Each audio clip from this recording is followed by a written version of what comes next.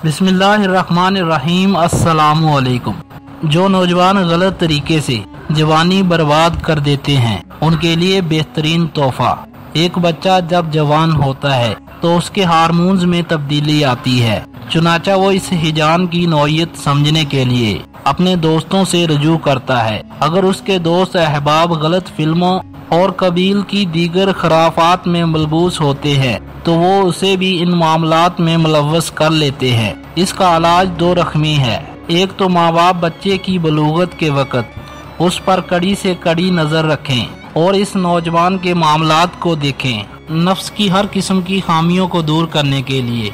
आज इस वीडियो में नफ्स की बेहतरी के लिए बेहतरीन नुस्खा आपको बताएंगे। इसके लिए जैतून का तेल लेकर उसके हम वजन लहसुन और चौथाई दालचीनी डालकर गरम कर लें कि लहसुन जलकर कोयला हो जाए। इसको छान लें और इसे अपने पास रख लें और इस तेल से 20 मिनट तक अज़ू तनासल की मालिश अच्छी तरह करें और सुबह उठकर गर्म पानी से धो लें। ठंडे पानी से हरगिज ना धोएं और वर्जिश साथ जरूरी है।